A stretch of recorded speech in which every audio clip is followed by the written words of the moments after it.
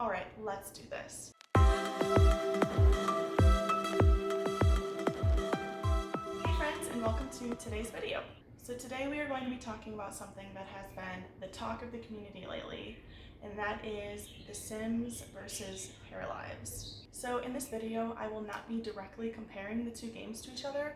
I am just going to be giving some perspective on the subject. The first and most important thing that I want to emphasize is that competition is a good thing. The Sims has been a monopoly for 20 years, and competition is a healthy thing in any industry. The reason why competition is a good thing is because the pressure of being outclassed drives the creator to create a better product. Now, there are a few reasons why competition is a good thing. The first one being that the pressure of the possibility of being outclassed drives the creator to create the best product or a better product. If you're the only one doing something, there isn't much incentive to improve. Basically, it means that you have a monopoly on that thing, and people are going to go to you because they have no one else to go to.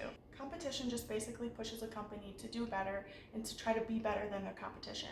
And this often means that the company will have to listen to its consumers more and try to make a product that the consumers will want. The next thing I want to talk about is kind of the logistics of making a game itself and how these two games differ. So The Sims has hundreds of employees, while Paralives has 4, one of which being a social media and marketing intern that just started. So that person isn't directly working on the game, I'm assuming. So what does this mean? Well, this means a lot of things. For one, to get a feature or an idea or an object, anything in the game, approved, EA has to go through many different departments to even start the process of making one thing. Paralives, on the other hand, is able to do what they want, when they want, without having to get approval from multiple departments. This also means that Paralives has more freedom to do what they want because they don't have to look up to other people to get approval. The next thing is development time. So let's start with The Sims.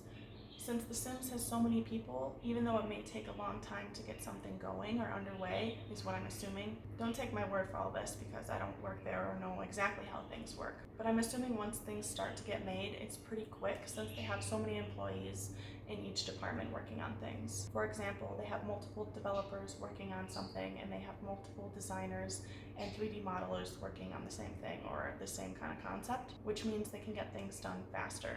Paralives, on the other hand, since there's only a few of them, it may take them a lot longer to do these things, but that isn't a bad thing, that just means we have to be patient. Now, this next one is a complete guess on my part, and this could be a complete wrong assumption, but I think that the amount of detail that's put into each feature object probably differs from The Sims to Paralives. One reason for this is that The Sims is always under a time crunch. They have to get things done at a certain time to release at a certain date. Paralives, on the other hand, have as much freedom as they need to put as much detail as they want into the features that they find are important or interesting. But on the flip side, The Sims may have more resources to put in more detail in the features than Paralives does. The last thing under this kind of branch is funding.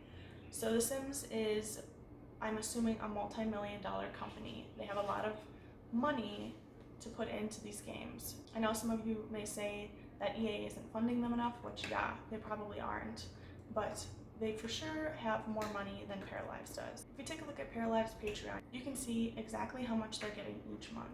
They say that this money goes to paying their employees, for their electronics, for their rental space for an office, and for other business essentials. The amount of money that they're getting on Patreon is the only source of income they are receiving, then that is a pretty low budget.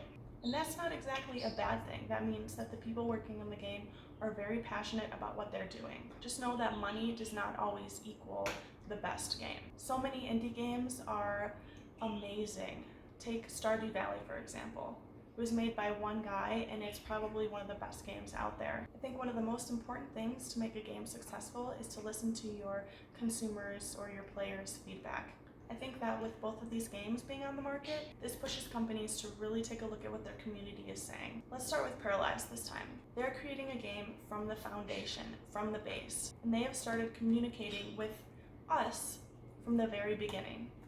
This means that they're taking in our feedback and trying to include what we want in the game. And the way Paralives is set up right now is that you have a lot of ability to support them and give your input. If you're a Patreon member, you have a lot of ability to influence the direction the game is going in. An example of this is we were able to vote on the name of the currency, the name of the Parafolk creator, as well as what the Parafolk were even called. we had the ability to input ideas and vote on what we thought was the best. And to have that much influence on a game is incredible, and it really connects you to the game itself. They also just held an AMA on Reddit, which I might do a video on, but this gives the consumer the ability to ask as many questions as they want and probably get them answered. They also answer questions on Twitter as well as their Discord channel. So The Sims also has this type of community. You're able to talk to sim gurus on Twitter, which is talking to the people who are developing the game themselves. I know we as players have influenced a lot of their decisions and things that they have put in the game.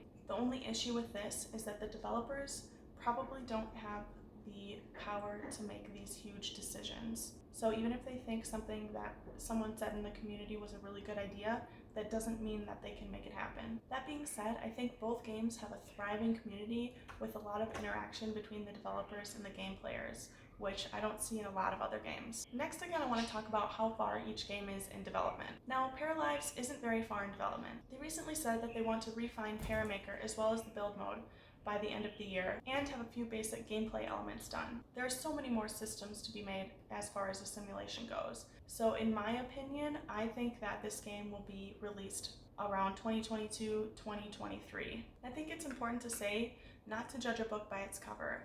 If you take the first pictures we saw of Paralives build mode, it looks extremely different than it does now. Paralives just released what their Parafolk will look like, as well as a little bit of the Paramaker. I think that by the time this game comes out, that the Parafolk and the Paramaker will look very different from this first peek we just got. Now if we talk about The Sims 4 is probably 6 years in. That means that the game we're playing now is using development techniques and software, etc. from 6 years ago. A lot has changed in the gaming industry in 6 years. With that being said, let's talk about The Sims 5. I think that the development of The Sims 5 has started either this year or last year. The Sims 5 has a lot more people than Paralives, so it might take them quicker to make the game. They probably also already have some sort of foundation because of the previous Sims games. With that being said, I hope they really listen to the community and take in our thoughts and our concerns and our suggestions into this new Sims 5 game. I hope that they really listen to what we liked about previous Sims games and what we liked about this Sims game, as well as what we didn't like, and take the best from each. I am a strong supporter of both of these games, and I think that they can both exist in the same community and realm. If anything, these games will benefit from each other. Some people may like one game more than the other when they come out, and that's okay. Some people may like both, and that's okay. We've seen this before with The Sims 2, The Sims 3, and The Sims 4. Some people have preferences towards one or the other, and that's fine. Paralives will give us the opportunity to have another option. I'm gonna admit it, sometimes I get bored with playing The Sims 4 and wish there was something else to play. That's a simulation game. The opportunity to have more than one simulation game to choose from that isn't going back to older Sims games and just older games in general is great. It'll help me not get bored of one game or the other because I'll be able to switch back and forth.